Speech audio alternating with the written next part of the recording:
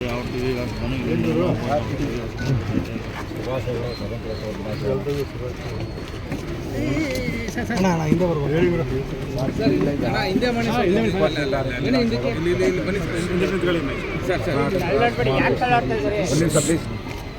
30 ಜಿಲ್ಲೆಗಳ ರೈತರೆಲ್ಲ ಸೇರಿ 20ನೇ ತಾರೀಕು ಬೇಡಿಕೆ ಹೇಳಿ ನಾವು ಎಲ್ಲ ಜಿಲ್ಲಾ ಕೇಂದ್ರಗಳಲ್ಲಿ ಮಾಡಿ ಸಾಕಾಗಿದೆ. ನಿಮ್ಮ ವಿಧಾನಸಭೆ ನೀವು ಮತ್ತು ಜಿಲ್ಲಾ ಮಂತ್ರಿಗಳು ಚಾಮರಾಜನಗರ ಮತ್ತು ನಮ್ಮ ರಾಯಪ್ಪನವರು ಸಕ್ಕರೆ ಸಚಿವರು 20ನೇ ತಾರೀಕು ಯುವಕ ಒಂದು ಭೇಟಿ ಮಾಡಿ ಸಮಸ್ಯೆ ಕೇಳಬೇಕು.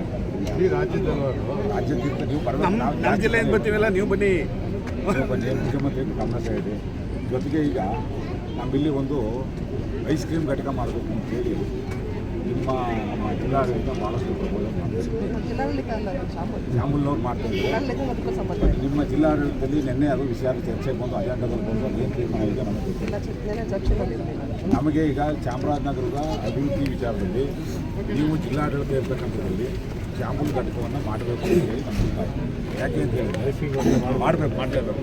ಯಾಕೆ ಅಂತಂದರೆ ಜಿಲ್ಲೆಗೆ ಒಂದು ಇದಿರುತ್ತೆ. ಮತ್ತು ಕೇರಳ, ತಮಿಳುನಾಡು ಮತ್ತು ಮೈಸೂರು, ಮಂಡ್ಯ, ಚಾಮರಾಜನಗರ 3 ಜಿಲ್ಲೆಗಳಿಗೂ ಒಂದು ಕೇಂದ್ರ ಸ್ಥಾನ ಮಾತಾಡ್ತೀನಿ ಸರ್. ಈಗ ಹೊರ ರಾಜ್ಯದಿಂದ ಬಂತ ಇರ್ತಕ್ಕಂಥ ಐಸ್ ಕ್ರೀಮ್ ಮಾರಾಟ ಆಯ್ತದ ನಮ್ಮ ಇದರಲ್ಲಿ, ನಮ್ಮದೇ ಮರಲಿ ಬಿಡಿ, ಮಾತಾಡಿ.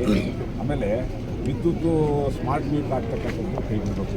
ಎಲ್ಲ ಕಡೆಯೂ ಭಾಳಷ್ಟು ಅದು ಭಾಳ ತೊಂದರೆ ಇತ್ತು ಸರ್, ಸಮಸ್ಯೆ ಆಗ್ತಾ ಇದೆ. ಈಗ ನಾವು ಎಲ್ಲ ಟೈಮ್ನು ನಾವು ಕರೆನ್ಸಿ ಹಾಕ್ಸ್ಕೊಳಕ್ಕಾಗುತ್ತೆ ಸರ್, ಭಾಳ ಸಮಸ್ಯೆ ಇತ್ತು. ಈಗ ಅದರಲ್ಲದೆ ಫೋನ್ಪೇ ಇವೆಲ್ಲ ಸಮಸ್ಯೆ ಇರೋದ್ರಿಂದ ರಸಗೊಬ್ಬರದ್ದು ಎಲ್ಲ ರಸಗೊಬ್ಬರದ್ದು ಬೇರೆ ವಿಚಾರಗಳಲ್ಲಿ ಭಾಳಷ್ಟು ಸಮಸ್ಯೆ ಆಗ್ತದೆ. ಆ ಸಮಸ್ಯೆನಿಗೆ ನಿವಾರಣೆ ಮಾಡೋಕ್ಕೆ ಇಲ್ಲಿ ಸಂಬಂಧಪಟ್ಟಂಥ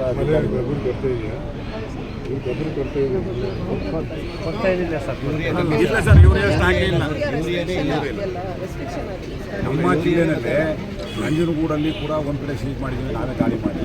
ಇಲ್ಲಿ ಕೂಡ ಕೇರಳ ಬಾರ್ಡರ್ ನಾವೇ ಅಂದರೆ ನಮ್ಮ ಇಲ್ಲಿ ಇರ್ತಕ್ಕಂಥವ್ರು ಎಲ್ಲ ಕಾಳಸಂತೆಯಲ್ಲಿ ಮಾರಾಟ ಆಗ್ತಕ್ಕಂಥ ಅಲ್ಲಲ್ಲ, ನಾವು ನಂಜನಗೂಡಲ್ಲೂ ಕೂಡ ಭೇಟಿ ಮಾಡಿ ಅಲ್ಲಿ ಸ್ಥಳೀಯ ಪೊಲೀಸರು ಕೂಡ ದಾಳಿ ಮಾಡಿದ್ದಾರೆ. ಬಟ್ ಏನು ಅಂತಂದರೆ ಸರ್, ಈ ಮೇಲ್ ಉಸ್ತುವಾರಿ ಮಾಡ್ತಕ್ಕಂಥದ್ದು ಸೂಪರ್ವೈಸೇಷನ್ ಕರೆಕ್ಟಾಗಿ ಆಗಬೇಕು. ಮತ್ತು ದನ ಕರುಗಳನ್ನ ಅರಣ್ಯದೊಳಗಡೆ ಬಿಡಬಾರ್ದು ಅಂತ ಹೇಳ್ತಿದ್ದಾರೆ. ಅದು ನಮಗೆ ಮತ್ತು ಅರಣ್ಯಕ್ಕೆ ಇರ್ತಕ್ಕಂಥ ಏನೋ ಸಂಬಂಧ ಇರ್ತಕ್ಕಂಥದ್ದು.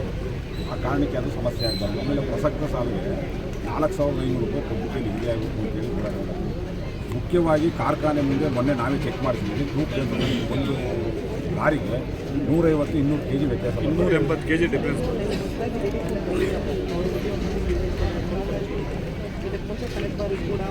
ಕೆಲಸ ಮಾಡಿ ಏನು ಕಬ್ಬು ಲಾರಿ ಬರ್ತೀರ ಅದೇ ಎಲ್ಲಿ ಕರೆಕ್ಟಾಗಿ ವೇ ಮಾಡಿಸಿ ಅಂತ ಒಂದ್ಸಲ ವೇ ಮಾಡಿಸಿ ಸರ್. ವೇ ಮಾಡಿಸೋದಲ್ಲ, ನಾವು ಹೇಳ್ತೇವೆ ಕಾರ್ಖಾನೆ ಮುಂಬಾರು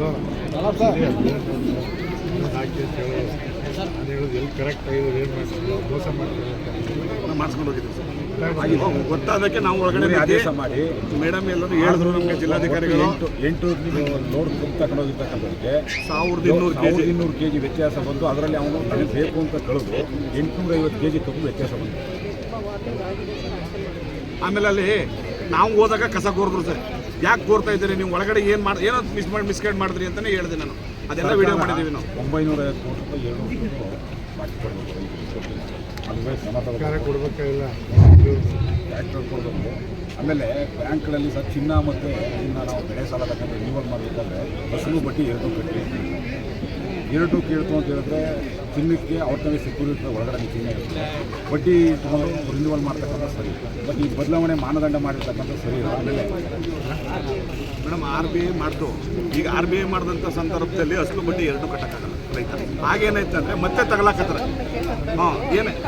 ಏನಾಯ್ತದೆ ಅಂದರೆ ಸರ್, ಈಗ ಅಸಲು ಬಡ್ಡಿ 2 ಕಟ್ಟಕ್ಕಾಗಲ್ಲ. ಬಡ್ಡಿ ಕಟ್ಬಿಟ್ಟು ರಿನ್ಯೂವಲ್ ಮಾಡ್ಕೊತೀವಿ ಬೆಳೆ ಸಾಲಕ್ಕೆ. ಈಗ ಅಸಲು ಬಡ್ಡಿ 2 ಕಟ್ಟಕ್ಕಾಗದಾಗ ಏನಾಯ್ತದೆ, ಪೆಂಡಿಂಗ್ ಬಿದ್ದಂತೆ ಮತ್ತೆ ಸಾಲ ಮನ್ನಾ ಮಾಡಿ ಅಂತ ಪುನಃ ಪ್ರಚಾರ ಆಯ್ತದೆ ಇಷ್ಟೇ. ಆಮೇಲೆ ಇದರಲ್ಲಿ ಒಟ್ಟಾರೆಯಾಗಿ ಸರ್ MS ಸ್ವಾಮಿನಾಥನ್ ಬರೆದು ಜಾರಿ, ಮನಮೋಹನ್ ಸಿಂಗ್ ಅವ್ರ ಕಾಲದಲ್ಲಿ ಜಾರಿ ಮಾಡಿ, ನರೇಂದ್ರ ಮೋದಿ ಅವ್ರ ಕಾಲದಲ್ಲಿ ಅವರು ನಾವು ಜಾರಿಗೆ ಅಲ್ಲ ಅಂತ ಹೇಳ್ತಾರೆ. ಅದಕ್ಕೆ ರಾಜ್ಯದ ಮಾಡ್ತಾ ಇದೀವಲ್ಲ, ನಿಮಗೂ ಮಾಡ್ತೀವಿ ಅವ್ರಿಗೂ ಮಾಡ್ತೀವಿ. ಯಾರು ನಮ್ಗೆ ಅವ್ರ ಚಿಕ್ಕಪ್ಪ ಅಧಿಕಾರ ಕುಡಿಯೋದು ಜಿಲ್ಲಾಡಳಿತಕ್ಕೆ ಹೋಗಿವಿ, ಪೊಲೀಸ್ಗೆ ಹೋಗ್ತೀವಿ, ಎಲ್ಲರೂ ಹೋಗ್ತೀವಿ. ನಮ್ದೇನಾದ್ರಲ್ಲಿ ಏನು ತಾರತಮ್ಯ ಇಲ್ಲ. ಆದ್ದರಿಂದ 20ನೇ ತಾರೀಕು ತಾವು ಅಲ್ಲಿ ಆಗಮಿಸಬೇಕು, ಸಮಸ್ಯೆ ಕೇಳಬೇಕು ಅಂತೇಳಿ ಒತ್ತಾಯಿಸ್ತಾರೆ.